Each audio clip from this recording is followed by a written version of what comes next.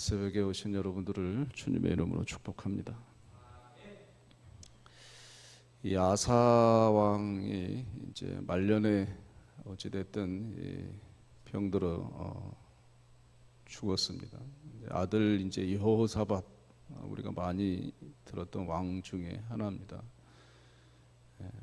좀 특이하죠. 어쩌면 르호보암 분열왕국의 일대, 분열왕국으로서 일대 르호보암, 남유다든지 북이스라엘든지 뭐 여로보암에서부터 시작해서 뭐 여러 왕들에 대한 하나님의 악행, 그런 왕들의 이름들이 참 많았는데요. 이제 아사 왕의 뒤를 이은 이 남유다 왕의 이 4대 왕입니다. 35세에 즉위해서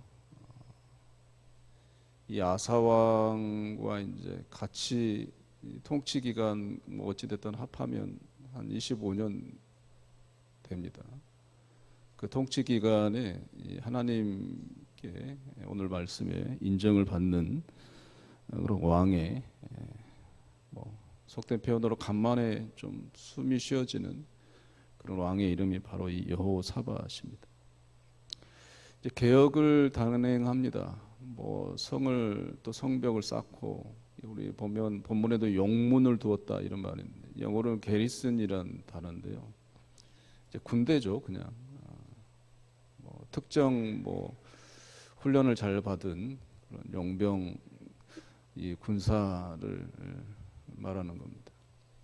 중요한 것은 이 종교적 개혁이 굉장히 중요하죠. 이 3절에 보면 특이한 표현이 나오는데, 보통의 성경 번역들은 물론 이제 복수로 원어에는 돼 있지만 이 번역상에는 그냥 바알이라고 번역을 많이 합니다, 대개는. 근데 오늘 본문 3절에 보면 바알들이라고 이제 의도적으로 번역을 해놨습니다.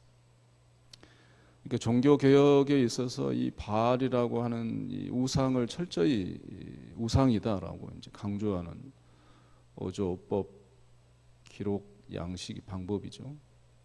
그리고 은연중에 우상은 복수고 참 신이신 우리 하나님은 한 분밖에 없다.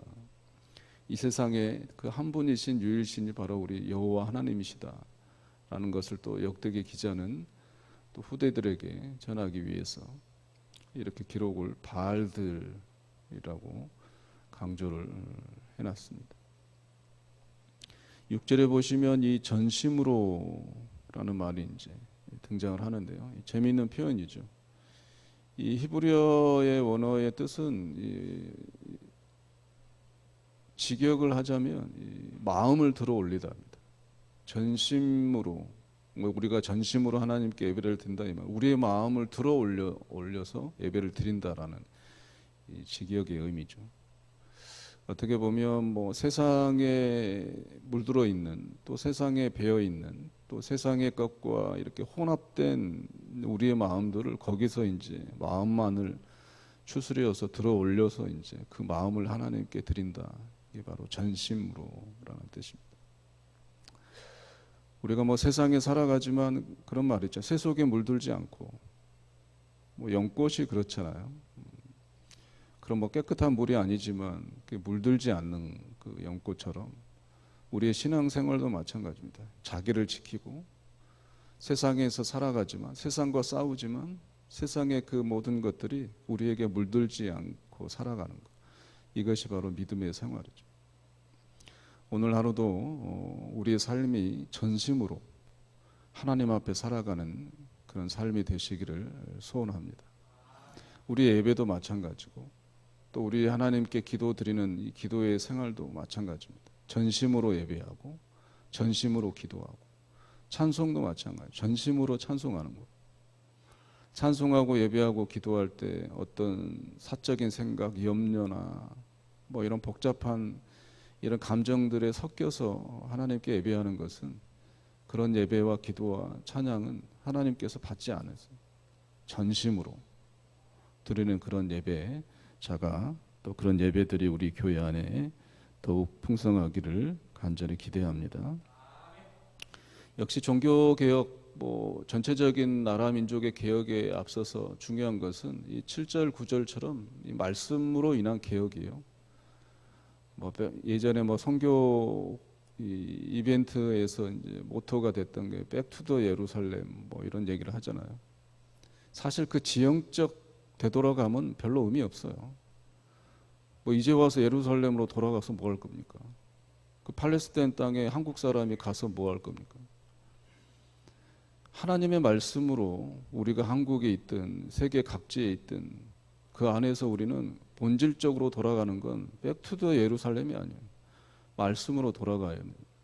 말씀의 가르침을 받고 그 가르침으로 감동이 되어서 내 삶이 제2의 예루살렘이 되는 게 이게 성경의 본질적 메시지예요. 뭐 깃발 들고 지형적 예루살렘으로 가는 게 뭐 그게 문제가 아닙니다.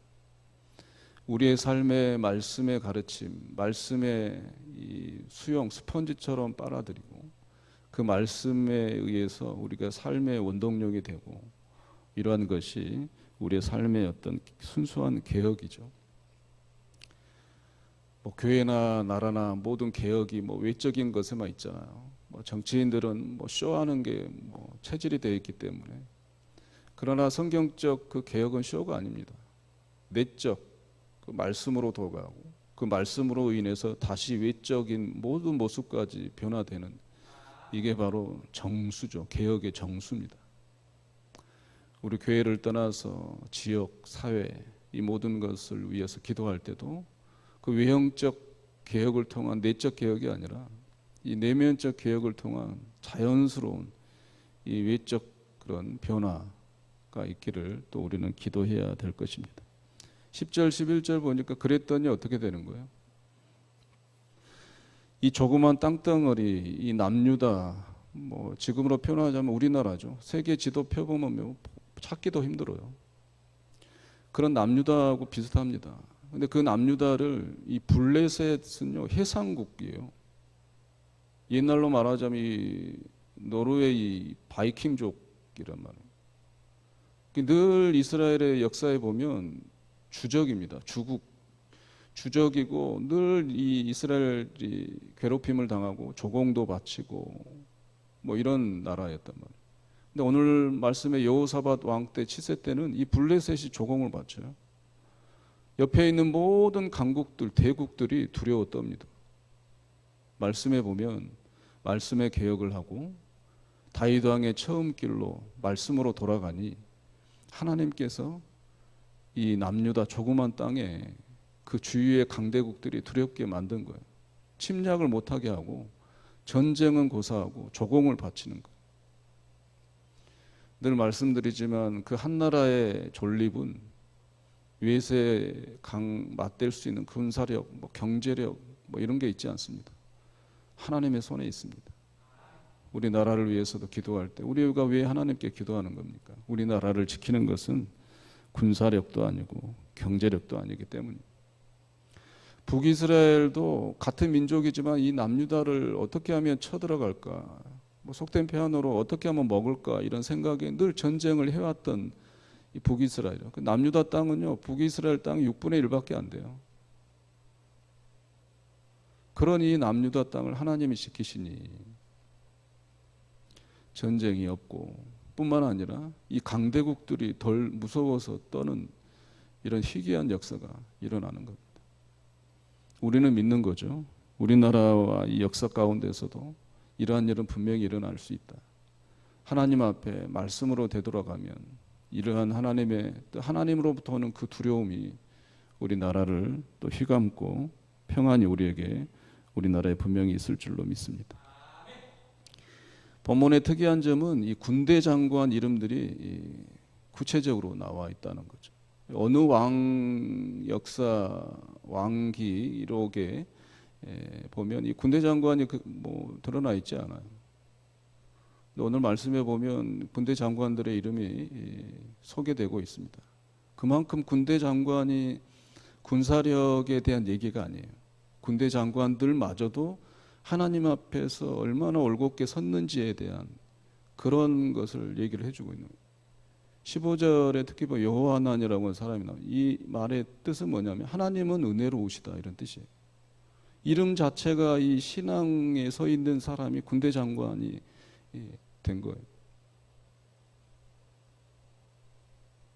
16절에 아마시아, 이 사람은 뭡니까? 자기를 하나님께 드린 자. 이런 사람들이 군대 장관이 된 거예요. 왕만 이런 다윗의 처음 길로 되돌아서 말씀 개혁에 치중했던 게 아니라, 애썼던 게 아니라 그 수하에 있는 군대 장관들마저 그런 사람들이 세워진 거예요. 마지막으로 여호사밧 왕의 뜻이 뭔 줄 아세요? 여호와는 나의 재판장이시다 뜻이에요. 무슨 말입니까? 여호와가 나의 모든 판단의 기준이다 이런 뜻이에요. 일국의 왕이 판단의 기준이 올곧게 서 있고 한 나라의 왕의 그 판단의 기준이 정말 하나님 보시기에 합당하다면, 근데 심지어는 여호사밧은 그 기준이 하나님이시래요. 나의 기준, 나의 판단은 하나님이시다. 그러니 나라가 부국강병, 주위에서 떨 수밖에 없는 역사가 일어나는 거죠. 우리 교회, 우리 나라도 마찬가지입니다. 우리 교회의 판단의 근거의 기준, 여호사밧의 이름처럼 하나님이시다. 우리나라의 모든 통치의 기준, 헌법, 좋죠. 근데 헌법은 해석하기 나름이에요. 유권 해석이니 말장난이 많잖아요. 그러나 하나님의 말씀에 하나님의 그 기준이 우리나라의 판단의 기준이 되면 나라의 크기는 상관없습니다. 하나님께서 함께 하실 때 주위의 모든 나라들은 덜덜 떨게 돼 있죠. 그런 위대한 그런 평화와 그런 위대한 하나님의 함께 하심의 축복이 우리 교회에, 여러분들의 가정에, 오늘의 삶에, 우리 조국 위에 함께 하시기를 주의 이름으로 축복합니다. 말씀이 최고입니다. 말씀에 감동하시고, 말씀이 이렇게 좋구나, 하나님의 말씀의 깊이가 이렇구나 라는 것을 신앙생활을 하면 할수록 다른 것을 자랑할 게 아니라 하나님의 말씀에 대한, 어쩌면 극단적으로 표현하자면 하나님의 말씀에 대한 그 탐닉, 깨닫고 싶은 어떤 욕심, 이런 것이 우리들에게 좀 커졌으면 좋겠습니다. 여러분이 잘 아시는 이 시편 119편 이 103절에 그런 말씀이 있어요. 주의 말씀의 맛이 내게 어찌 그리 단지요, 내 입의 꿀보다 더 다나이다. 하나님의 말씀의 맛을 느끼고 보니 입의 꿀이 얼마나 답니까? 근데 그 꿀보다 더 달대요, 맛이. 그런 하나님의 말씀을 어찌 있겠습니까? 꿀보다 더 단 그 하나님의 말씀, 그 말씀이 여러분들을 오늘도 살리십니다. 그 말씀이 여러분들의 후손들과 사업체를 지키시고 여러분들의 억울함마저도 그 말씀이 푸시고 결국 승리, 진리가 승리하고 결국 모든 주변의 악한 세상들이 두려워 떨게 만드실 것은 하나님의 말씀뿐입니다. 이 말씀에 순종하고 이 말씀에 탐닉하고 이 말씀의 깊이의 그 단맛을 오늘도 느끼셔서 그 말씀을 통해 오늘 하루도 행복하시는 귀한 복된 하루 되시기를 주의 이름으로 축원합니다.